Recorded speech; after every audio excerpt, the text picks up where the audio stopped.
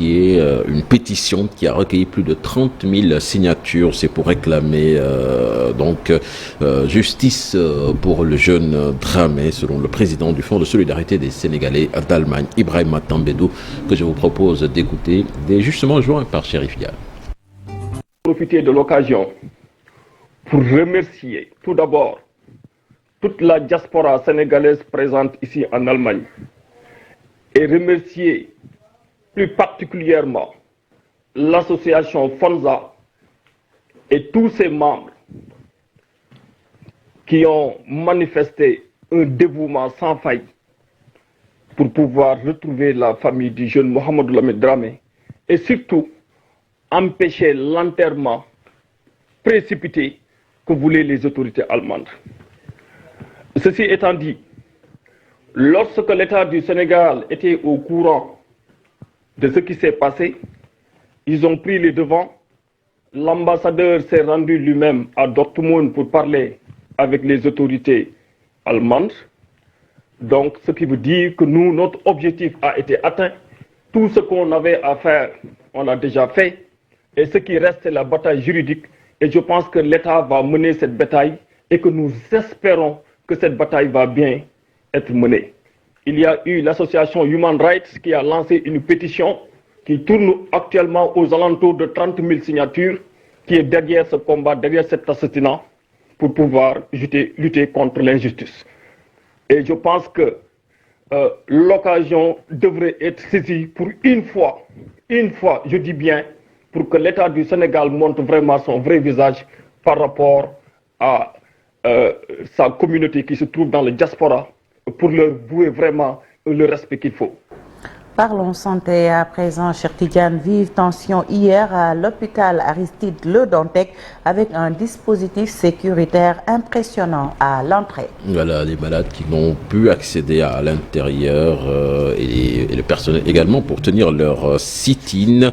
Et justement, l'association Cancer du Sénégal est venue aussi s'enquérir de la situation, surtout des malades du cancer. Pour plus de détails, je vous propose de suivre ce reportage signé sur place Mariem Ndiaye et Alioune Diagne. Un impressionnant dispositif sécuritaire a accueilli les travailleurs de l'hôpital Le Dantec venus faire un sit-in. Ils sont interdits d'accès malgré leur carte. Idem pour la presse.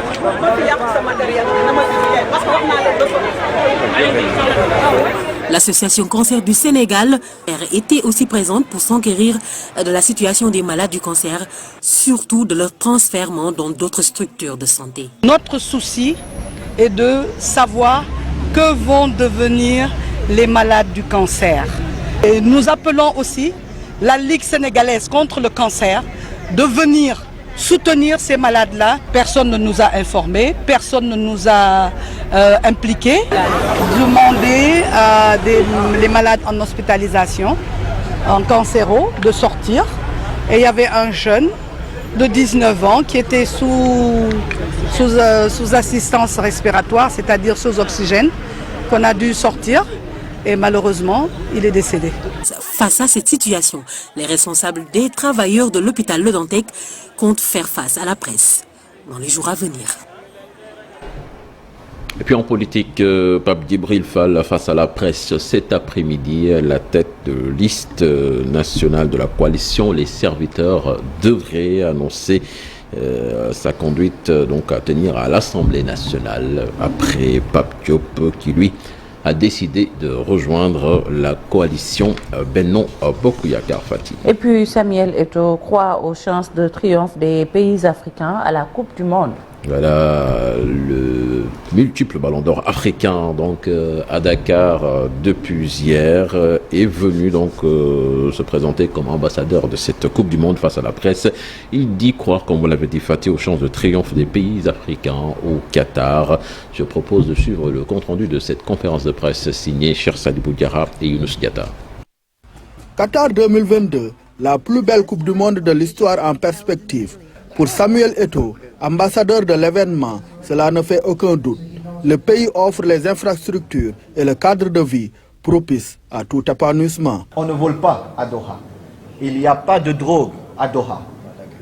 Il n'y a pas d'agression à Doha. Doha, c'est une ville très très belle. Mat en buvant un petit verre, ça sera autorisé.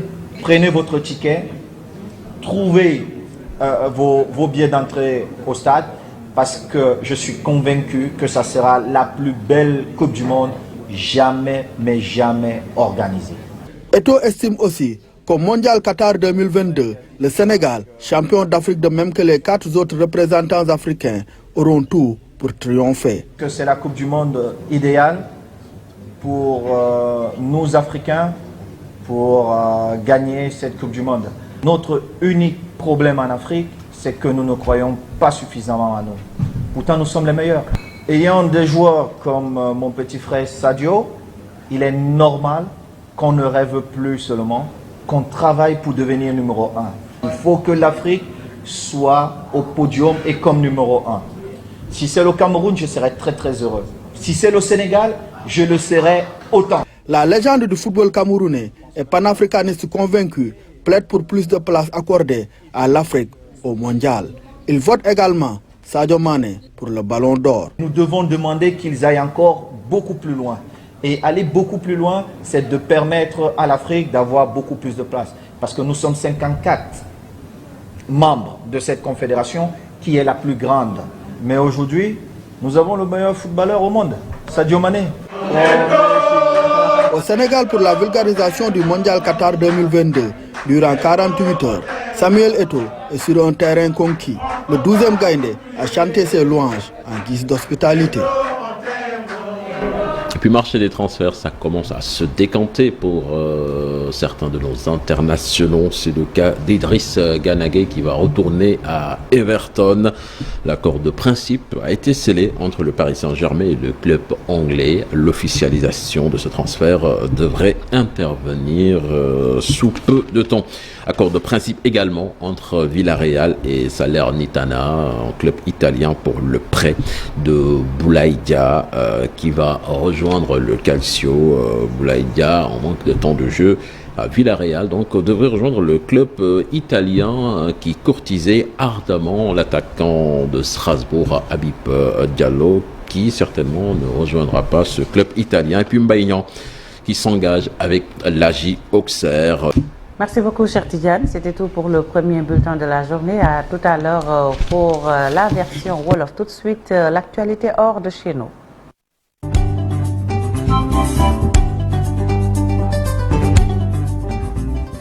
La page internationale que nous ouvrons avec le Maroc où 3 pompiers meurent dans un feu de forêt présumé criminel. Exactement, Fatih. Il s'agit donc de 2 soldats du feu qui ont péri et 2 autres étaient grièvement blessés lors d'un incendie dans une forêt du nord du Maroc qui, selon une enquête préliminaire, est d'origine humaine. Les 5 pompiers se trouvaient à bord de leur véhicule qui a chuté dans un ravin alors qu'ils luttaient contre les flammes. 4 hommes soupçonnés donc d'avoir déclenché cet incendie ont été interpellés et remis à la police judiciaire avant d'être déférés devant la justice. Crise en Ukraine, rencontre avec Zelensky, Erdogan et Guterres est prévue donc les jours à venir en Ukraine. Dans ce même sillage, le secrétaire général de l'ONU, Antonio Guterres, se rendra en Ukraine jeudi, demain donc, 18 août, où il participera notamment à une rencontre avec les présidents ukrainiens Volodymyr Zelensky et le Turc Recep Tayyip Erdogan, a donc annoncé hier son porte-parole à l'invitation du président Zelensky. Le secrétaire général sera à Lviv jeudi pour participer donc à une rencontre trilatérale avec le président turc. Le ministre en charge des affaires présidentielles au Libéria a été suspendu. Nathaniel McGill, un proche du président George Weah, était accusé donc de corruption par les États-Unis. Le département américain du Trésor avait allégué que le ministre avait notamment reçu des pots de vin lors de la signature de 4 contrats. Sont également mis en cause Saima Sunirus Seifus, le procureur général de Libéria, et Bull Tewey qui dirige l'autorité portuaire nationale. par leur corruption. Ces fonctionnaires ont sapé la démocratie de Libéria et pour le bénéfice personnel a jugé Brian Nelson, le sous-secrétaire général du département du Trésor chargé du terrorisme et du renseignement financier. George Weah s'est dit profondément préoccupé dans un communiqué. Le président a ainsi donc annoncé la suspension avec effet immédiat des dignitaires pour qu'elle puisse faire l'objet d'une enquête. En République démocratique du Congo, liberté provisoire accordée à François Beya, monsieur sécurité de Tshisekedi. La justice militaire de la RDC a décidé depuis hier d'accorder la liberté provisoire donc à cet homme proche du président Tshisekedi. Il était poursuivi pour complot pour des raisons de santé. Il va retrouver donc la liberté.